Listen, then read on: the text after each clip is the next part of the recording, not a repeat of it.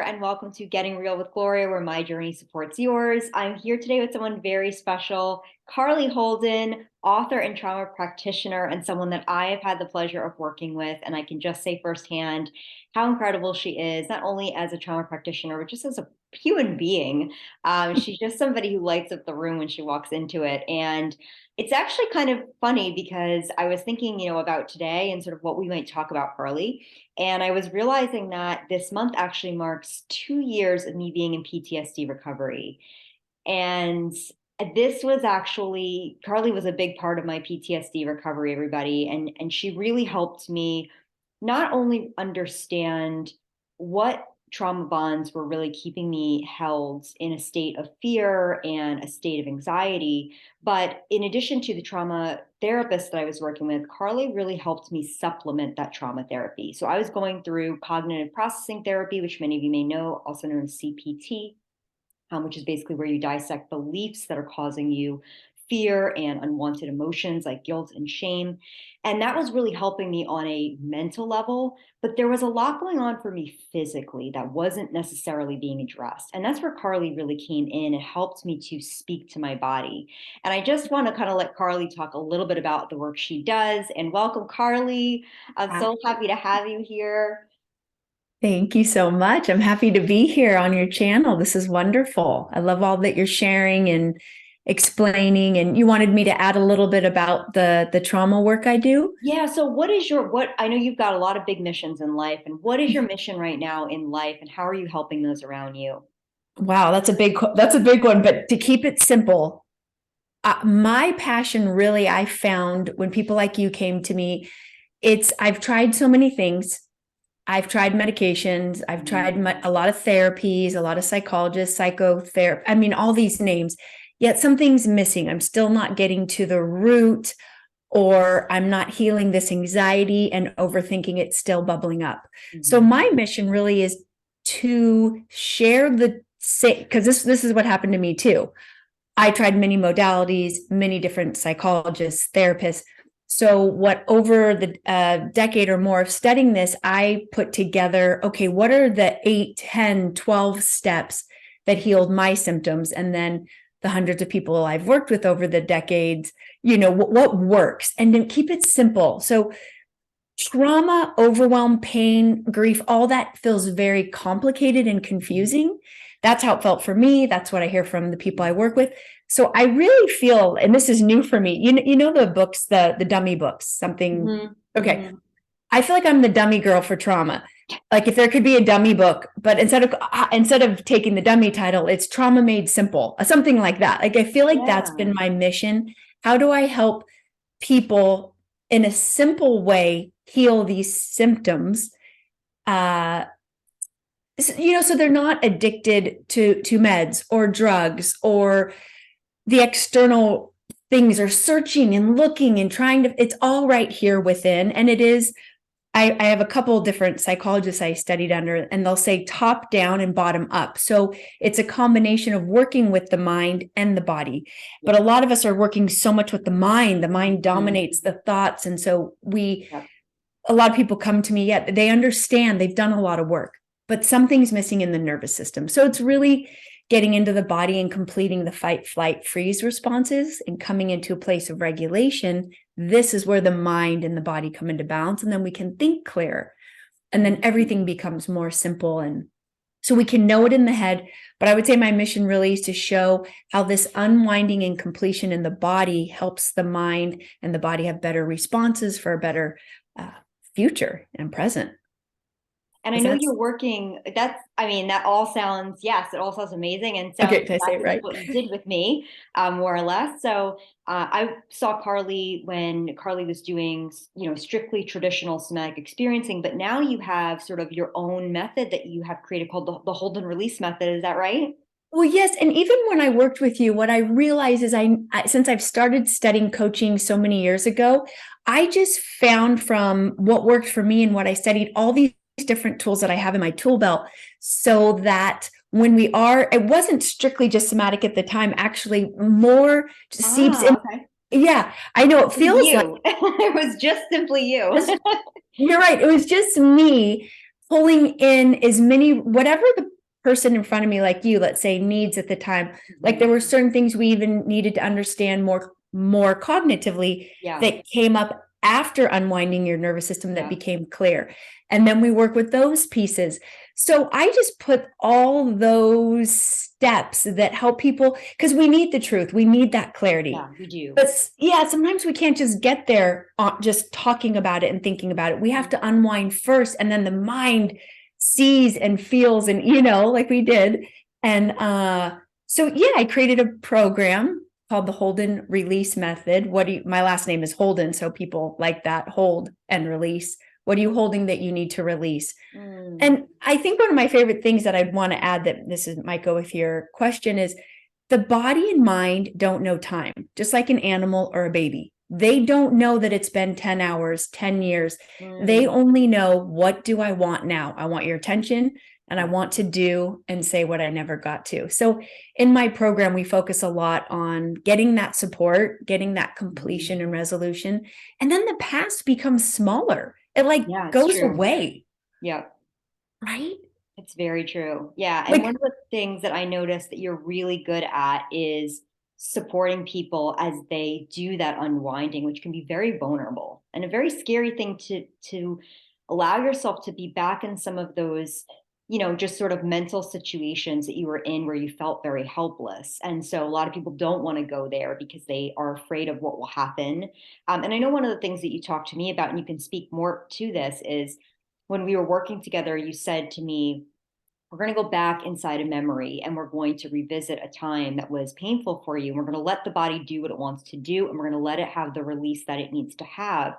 But remember that you are not repeating this. You are actually revisiting, but you're not going to repeat this, because repeating it would be dangerous, because that would essentially just be feeling helpless again. But this time we're going to allow you to take back your power. And I think that's the thing some people miss when they do, when they think about doing trauma work, is they're afraid they'll have to just go back into this battlefield, or this horrible cellar of trauma and pain, and stay there. But this time they have support, so it's very different.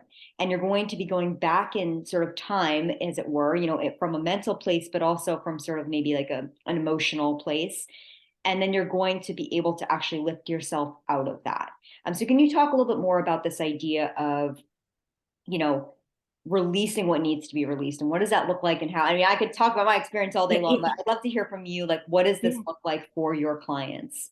Yeah. Well, I mean, we could use you as an example if you're comfortable with that. Yeah. Okay. Let's do it. Well, I think this is why talk therapy may get such a bad rap, or people will come to me and say, I've been in talk therapy. What I know, because I've done that too, talk therapy is just talking about the same story. Yes, this is what happened to me, blah, blah, blah. So with the work we do, we don't just talk about the story of what happened. Right. We go into, okay, what's coming up? So for example, with you and I, we didn't just start talking about your past. Your body started to show us your arm was doing something, right? It was going into like a fight mode. And so without giving too many details, or we could on another interview, that we could do a whole interview just on tracking your body. Actually, we have that recording. Yeah. So your body was showing us it needed to fight something away. Yeah. And so we started working with that. And then the meaning, am I saying this accurately? The meaning became clear of what that was, who that was. Yes. And then after you had the release and regulation, why that happened, and that clarity that you found more in your mind and body. But to answer your question, it's a human is not just retelling the story. It's saying, okay, when I even think of talking to you right now, my heart's starting to race, my jaw's tightening, my abdomen and arms are tightening. Okay, let's just work with that. And then the story comes out organically. However, my job is to help the person as the story comes out. We have the body go into its power and completion, not the shutdown. So let's say somebody was hit. We're not going all the way through the event to the person being hit. No. The body, now that it has that safe, loving support, comes alive and it's charged up, and we're saying, okay, body, what do you want to do now? It's saying, oh, okay, I see that person that hurt me. I want to push away. Okay, let's do that. So you're rewriting your past, but it's in the present. And so you're really rewriting your present and your future because you're changing your past by letting that adrenaline out. So the story is now I got to fight back. I got to say what I never got to say because the throat may start to tighten. I got to move. So people will even get up in my sessions. I mean, we were on Zoom, but I ran out of one of the sessions virtually, my eyes closed. I know, I told you, I was like, okay, go, don't worry about me. And you went out the door. Yep. I mean, powerful stuff. Yeah, really. When it happened to me when I was in your shoes, and then so when I was a client and another woman, these are two sessions I'm saying that were in person. We went out the office door. So I took this lady out of my office. And when I was the client, my practitioner took me out of the office. We ended up on the street where we were safe. We could see the trees. We were like, I'm out of that situation. And like, even as I say that, my legs are like starting to charge with energy because the cells in the body, what I see, they're like, even now when I work with someone or talking to you, they store memory and aliveness. So now my body is not shut down. It's very alive. So when I start talking about it, it gets fired up. And that's good. Yeah. Because we don't want to be shut down. We want to be in our body and our mind so we can have healthy responses, because that's why people keep having multiple traumas and when we say trauma, it's, they're shut down, they're bullied, they keep attracting these situations. So when we get out of that freeze and we heal one trauma, we heal many, and then those situations stop. I notice those situations that I used to draw in my life don't come in anymore. It's true. We do have this sort of like self-fulfilling prophecy that does happen. And I read once that it has to do with the nervous system really wanting safety. And when we're used to patterns, even if they're sort of dangerous patterns for us, if the brain understands how to predict those patterns. So, if it understands, okay, well, even though this isn't a great situation for me, I know what's going to happen. That's almost safer than the unknown. And so a lot of times we will get stuck in these patterns of, ending up in relationships where we keep continuing patterns from our parents or something. Generational trauma. And that's really because our nervous systems learn at a young age. We understand what this pattern looks like, or even patterns of like codependency or something. We understand what that looks like. And so that's what we expect. And that's what we kind of need. And so we just, like you said, keep pulling that toward us because it almost is, in a weird way, is safe, even though it's very much not. And so I think one of the things that's very cool about doing trauma work and really diving deep into some of these areas where we break through the trauma patterns and through the beliefs, but also breaking through on a nervous system level and breaking that fight or flight response. Or I should say breaking the response, but breaking the stored energy from the response that was never released. We are able to now know that we're going to be safe in other situations. Our nervous system gets sort of like this cozier approach to life where we understand that being in the unknown, we are actually very resilient and we're actually very capable. Because I think one of the things that happens is we discount ourselves. We discount what we're capable of because we feel like we'll just be hurt or we'll just be in a situation where things can go wrong. But when you start to work with some of these patterns, and I know I noticed this like within the first year in PTSD recovery, was that I felt a lot more capable of doing things that were scary because I felt that sense of, wow, well, if I can break trauma patterns, like I'm kind of a little bit invincible. I can kind of do anything. And I know your story is a really powerful one. And I do want to, we might circle back, but I do want to talk about your book. Can you please talk to my trauma, which is actually your second book? The other one is, can you please talk to my girlfriend, which is a lot about self-love. And I actually gave that to my sister. So I don't have the one here now, but this book I read, there we go. That's the other one. And so this book I read right after we started working together. It was like maybe one or two sessions we had, and then I bought this and I read it, I think in 24 hours or something. I was just so hooked to it. And it's really Karlee's beautiful, personal, vulnerable story of really, one of the traumas in her life and how she handled that. And it's really well written and really fun. And if you love like Hollywood and, all of the fun that comes with that, you'll also love this. But I did want to read something, and you talked about this, and then I want to go to the yes girl, because that's definitely something people need to hear. So You said, Yes. when we change in the present, we change the past, and this changes our future. In fact, our bodies are waiting for us to do just that. That's what triggers and patterns are meant to do for us. Things don't just come out of the blue, they come as a gift over and over until we learn, grow, and undo them. And I highlighted that because it just spoke to me when I read it. And I thought, yeah, that's exactly, so how did you sort of come to these big epiphanies in writing this book? What were some of the things for you that really were those aha moments? Yeah. Well, and I just wanted to add to what you said right before the book. I keep hearing it hardwired. It's like our nervous systems get Mm-hmm. hardwired Yeah. a certain way. So when we interrupt those patterns by rewiring, Mm-hmm. then we're not hardwired for shutdown or Yeah. fear. Yeah. We're regulated, so we're more open. And I think that's just it. Again, I feel like the wording that comes to me a lot is how do we keep it simple for people? Because the anatomy and all this can be complicated with the Yes. brain and the nervous Yeah. system. But it's so well, to go into your next question, how was I inspired to write this book? Is that what you Yeah. How were you inspired to write it? And what were the big aha moments that you had while writing it, or even while just going on your trauma journey? Well, this may sound a little out there, but full transparency. So I meditate and I've always been a very spiritual person. So I had done my 3-year trauma release training with Peter Levine, and I was in my apartment at the time, a single mom, and I remember meditating and hearing this little voice. So what, call it God, the divine, my soul, I'm not sure. And I heard, you need to write you're going to write this story. And I went, oh, no, I'm not. Like that was my first reaction. And then it went, oh, yes, you are. You're going to help other people. And then I stopped in my tracks. I think it wasn't, oh, yes, you are. It was like, if you were to write this and it could help somebody else get off medication or not be suicidal, would you do it? It was like, oh, hell yeah. Like if I can share what I went through and it can save a life, of course I'll do it. So that was the aha moment. So I started writing it because I knew every time I ran into somebody or worked with somebody and shared a little bit or helped someone, I could help so many more people around the world by reading a book. Oh, Karlee felt this and experienced these thoughts and these feelings and how she got over it. Well, then I can too, because if one human can do it, another can. Yeah. So those were my aha moments.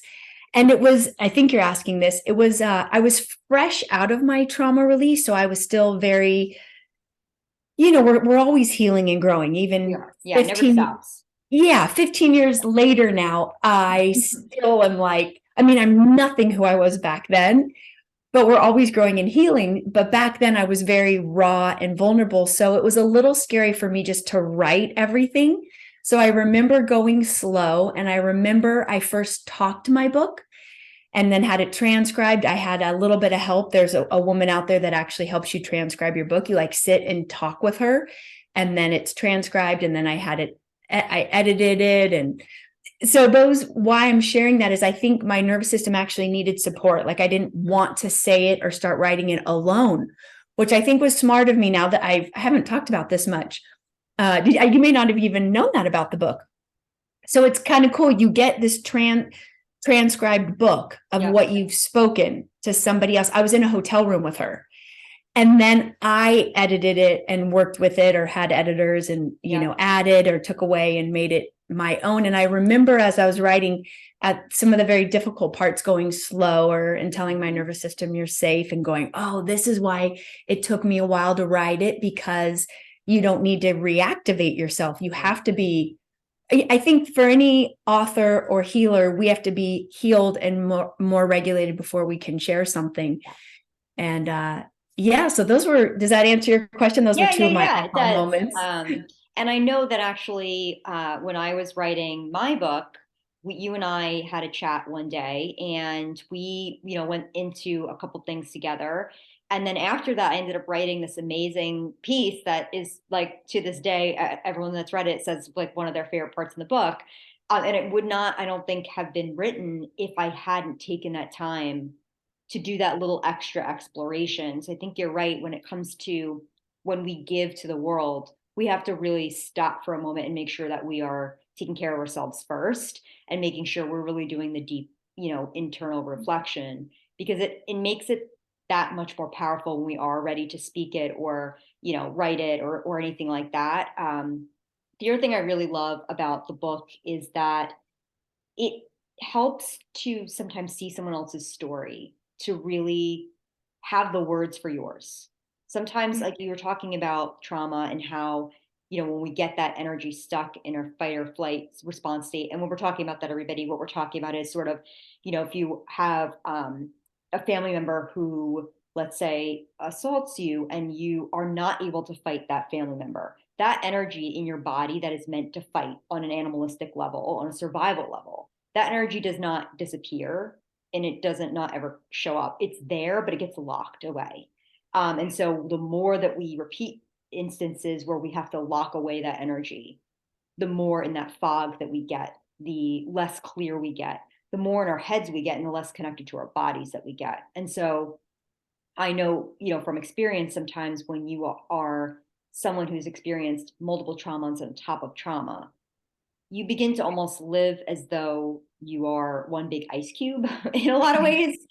And Yeah. it isn't sometimes, you don't, like you said, you don't have that mental clarity. You're constantly living in your head in this sort of like your thoughts become a swarm of bees around you and you can't really see outside that. But sometimes when you read someone's book, and I know I felt this way when I read yours, that clarity comes to you through somebody else's words and you're able to say, oh my God, that's me. And now you can do the work because you're like, oh my God, I don't want to be here. I want to be there. And I see that they're there and I want to join them. And so I think that's the beautiful thing about people like you that do write memoir or even just write about someone else's story. You're giving people the gift of words when they don't necessarily have the words themselves. Oh my gosh, you just said something that I haven't known how to describe. So I've heard over and over, Karlee, when I'm reading your book, my nervous system is healing with you. Mm-hmm. And you just described it perfectly. And I didn't realize it was going to do that. That wasn't even my intention.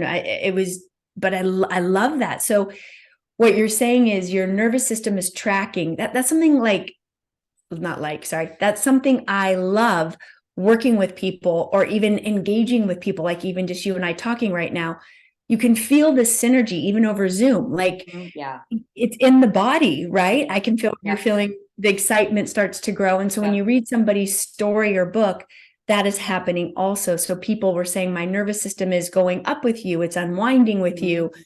And then they want more and they want to do that too. So to make it clear for people watching, the book takes you, the reader, on a ride of, like Gloria was saying, of this shutdown and overwhelm and things that happened to me where I didn't have boundaries. I didn't have responses to waking up and finding those, and the patterns that go throughout the book. I finally get to towards the end of, I wake up, I get to heal, and I get to become somebody I didn't even know I could become. And that's really why I share this work, because I love helping people find their voice and make life more simple and free and happier. It's so bizarre to think how dark you and I both were to who we are now. I don't recognize, I love the old me, but I don't recognize her. It's so true.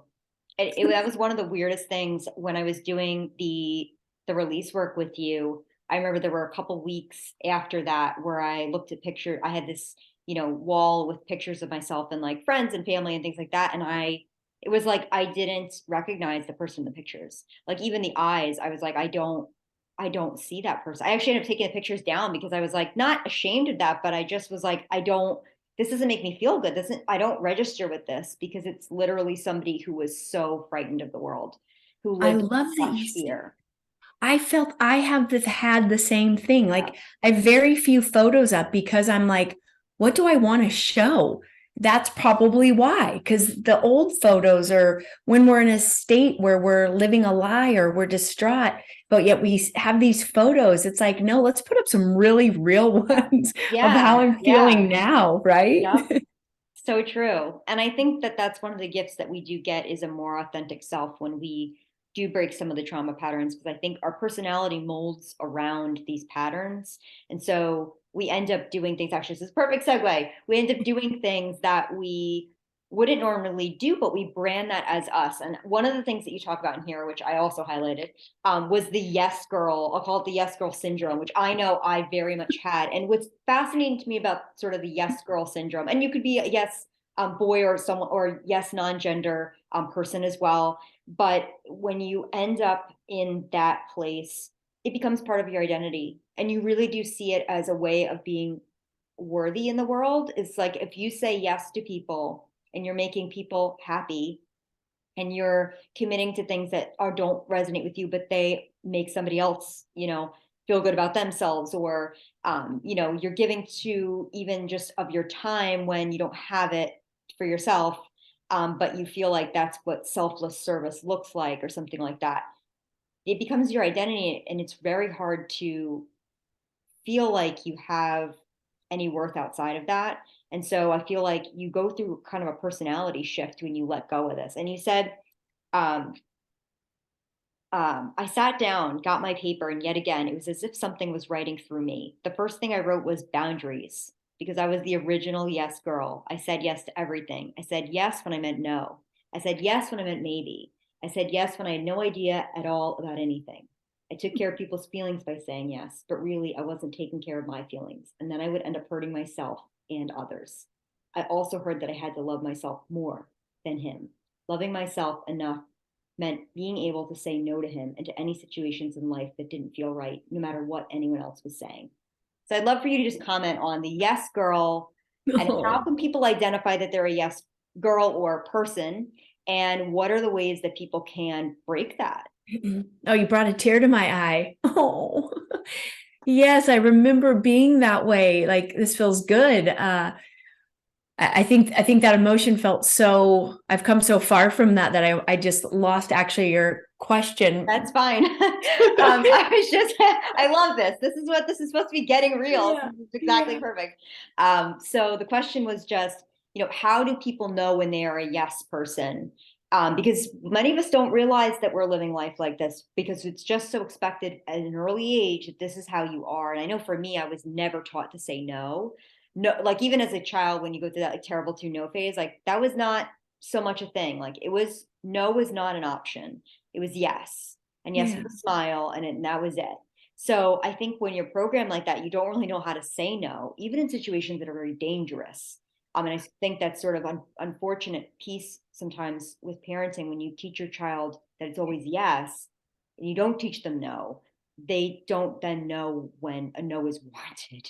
That's And a great so point. they can get themselves into, a lot of really dangerous situations. And so my question basically was, how do people identify when they're a yes person, and how do they begin to break that? I almost feel like so with, I think there's about 30 people in my program right now. Everybody's a yes person. Everyone's a people pleaser, if that's the same thing. So let's just, maybe we keep it simple. If a human being is feeling overwhelmed, anxious, traumatized, most likely err on the side of being the yes person. Because if you have your no, that means you're taking care of yourself. That means you're preventing trauma. That means you have no trouble saying, no, that doesn't work for me. Yeah. That's a healthy response. Yeah. And I just, as you were reading that or talking about that, I just even think growing up, my childhood friends, or in my teens, my high school friends, college friends, I would piss them off so much because I was saying yes and then not showing up, or I would flake, or even if I didn't want to be at a party, I had trouble leaving and taking care of myself because they wanted me to stay. And then this resentment built up later. So that's how, those are other ways it can show up, even when you're wanting to be social as a teen, and I think it's very hard for teens to say no, not all of them, but Yeah. some to For sure. fit in. And when we heal the body, when we heal these nervous system responses, like we were talking about in the beginning when we first started talking, that no, now I have, so here's two things that are fun to teach. Look for when people defend. Don't defend yourself. And if someone is defending, teach them. So if you reach out to someone, for example, like if Gloria said, "Hey, Karlee, I want to interview you today." And let's say I didn't get back to her for 2 days, and I explain why. That's a trauma response. I don't need to explain to her. I could say, "Oh, sorry for the delay. Yes, I would love to be interviewed." So look for when you're defending yourself or when someone else is. Mm-hmm. You don't need to defend yourself. That's part of that yes syndrome. Yes. You don't owe anybody an explanation. Well, sometimes if had you ever noticed, if you go to call someone and someone texts you, "Oh, sorry, I didn't answer. I was doing this." It's like, wait, whoever said you have to answer your phone all the time? Right. Taking a shower. You could be sleeping. It's nobody's business. Yeah. So I'm tying that together because don't explain yourself. And Yeah. that will help with that yes syndrome, being the yes person. Know that having your no will come after you do the work. Yeah. Trying to say no when you haven't done the work is very scary. You don't want to upset people because it's about your childhood trauma. You don't want to upset your pain or the family, or it goes very deep. Yes. But I think I hope that answers it. Once I started taking care of myself and found my boundaries, then now I have my no. Now I don't have to do anything I don't want to do. And I can just say, oh, I'm busy. And I mean, look, it doesn't mean you don't ever have to say something. Like if people ask me to do stuff right now, I could say, oh, no, I'm working or I just, I can't. Try to be more simple and feel that in the body. If that makes you uncomfortable, that means there's something there to work on, because you don't owe anybody anything unless it's a child that you need to show up for, really, in the world, or your partner, and then you can communicate. You get what I mean? Yeah. You really don't owe anybody anything. Now, this doesn't mean not to be polite. This doesn't mean to communicate, but how you're communicating is, hey, here's when I can do that. Not defensive, right, or putting someone off or flaking or not showing up. Yeah. And I think a lot of that authentic yes and no also comes when you feel good in your body and you feel like you can hold your ground. Because sometimes when we've been in a trauma response for so long, it's very hard to feel like we can even keep both feet on the ground and feel that connection and feel that sense of like, no, it feels like we have to like be tiptoeing or like dancing around. And that part of that is physical and not just mental. You made a little video on that. I liked how you described that. I loved that. Your body will let you know what feels right and what doesn't. It's almost that simple. But you have to do the work first, because if you're stuck in that trauma, everything feels confusing. So you need the support and the unwinding to then go, oh, so now my body's talking to me constantly. It's like I like to analogies. It's like a thermometer. It's constantly reading temperatures. Yep. And that's so true. And I think that also when we do investigate more and we do, some of that trauma work, we understand a little bit more about what our actual desires are, what our needs are. Because I think in the beginning, it's almost like you've got a lot of needs and desires placed on you and you assume those are yours. So you kind of got to unpack what's mine, what do I actually want out of life? So it's hard to give it an authentic yes and no if you don't even know what it is you really want. So, like if I was someone who was extremely social in the sense that from, like my teen years into probably my like basically like right before I turned 30, I was always, needed to be around people. It was like very scary to be alone. And so I thought my desire was I have to be around people. My desire was I'm a social butterfly. I thrive in like big settings. But after I did, a lot of trauma work, I was like, oh, actually, I like to be alone. And I actually love peace and quiet. And I don't like big gatherings. And so if I hadn't done that, I don't think I would have been able to then say no to going to do something and known that that was authentic to me, because before I just assumed that I liked this, but actually, my patterning liked it because it was sort of codependent. And not to say that everyone in social is codependent, everybody. You can be social and not be codependent. But for me, social interaction, a lot of that was a fear of being alone, a fear of not being worth anything unless you could be social with people. And so by removing that hurdle, I was really able to then make better yes and no decisions. And those felt better in my body. I was the same way. I didn't, you described it perfectly, or it can just be a distraction, can also be what society. And it can be what society tells you. For me, growing up, it was like you were supposed to be social. I'm like you now, less is more. Oh, yeah.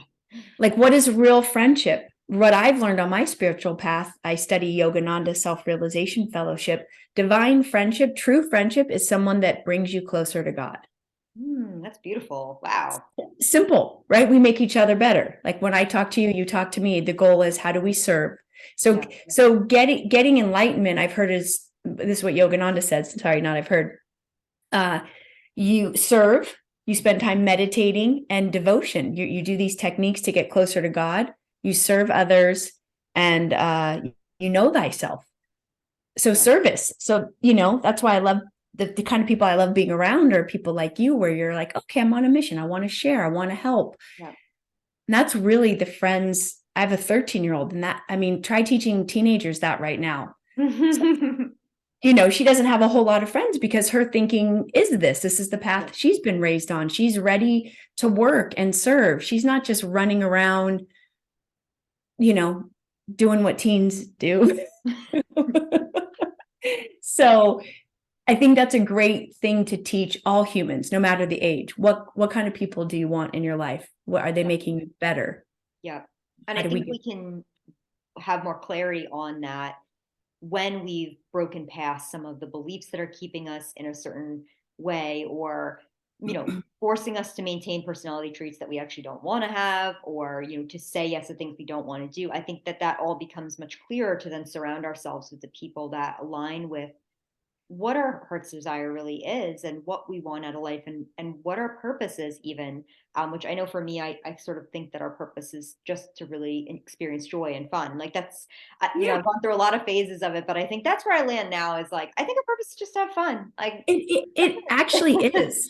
yeah, You're absolutely right. I mean, Christ said to enter the kingdom of heaven, you have to be childlike. So what does a child do? They have fun. They're not going, oh, what do I do with my life? Where's my friends? What's my purpose? They're literally, I have a 2-year-old. He is just joy. He radiates joy. That I'm really getting there now too. Like I'm starting to care less and less about everything. I mean, I love serving. I love doing our yeah, interviews. I love writing. I love helping people, but there's less pressure. yes, It doesn't have to be yeah, about being successful and what do I do with my life? It's just find that joy, do your healing, yeah, give back, and let that, and then the world gives to you. yeah. And we're capable of giving more when we've given to ourselves first, when we've filled our cup, so to speak, then we can give.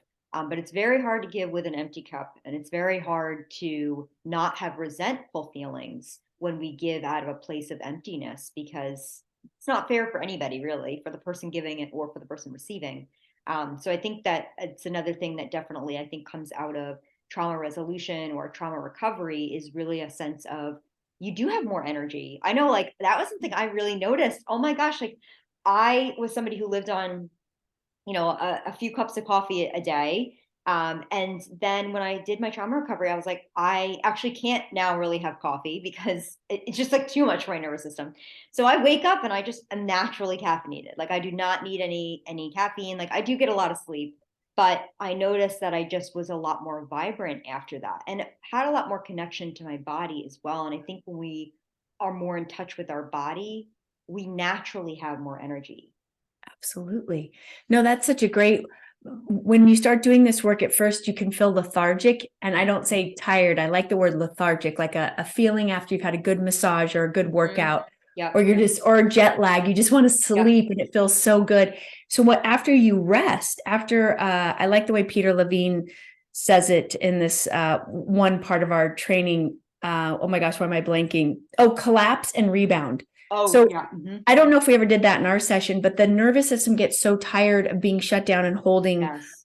and when we're saying holding, I want people to know too, it's when somebody's being manipulated or bullying. Mhm. If we don't say stop and get Yep. away, the nervous system just starts holding. It's exhausting. Yes. So we It is. collapse. Yep. And then when we rebound, it's like we shake off all this energy, and Yep. we have so much more energy, and it feels, I agree. I still love a little latte or a cup of coffee here and there, but I don't need it, Yep. or Yep.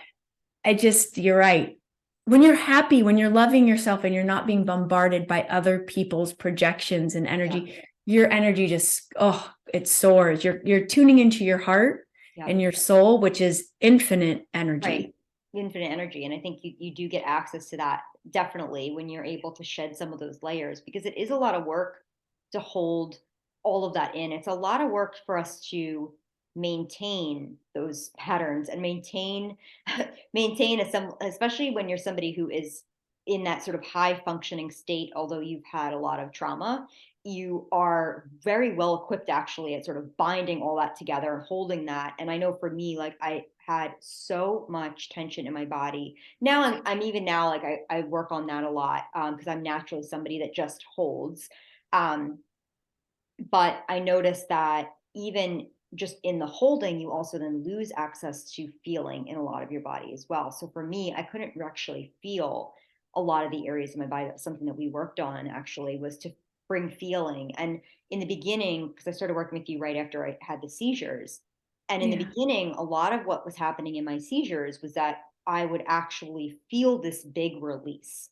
And so it was a catch 22, because on one hand it was very scary, but on the other hand it was this, a lot of energy would move up and down the left side of my body, my face, my arm, my legs, places that I actually didn't very feel very well. And so when I would have a seizure, there was a lot of energy that would move. And then afterwards I would be, as you said, lethargic, but it would feel good. It would feel like I had just done like a hard run or a hot shower or something. And so we started working on ways to get that energy to move without me having to have a seizure. And that was actually one of the biggest, probably, supports and helps, and why I didn't have spontaneous seizures anymore. Because what we worked with the body to actually, I remember we like sat down and you just would say things like, what does the body want to say? Like, we'd close our eyes, we'd go into like a slight meditation, nothing trancy or anything, but just, a connection to inner stillness. And you would say, like, what does the body want to say? And my body wanted to say a lot. And like you said, sometimes it would be that there would be some,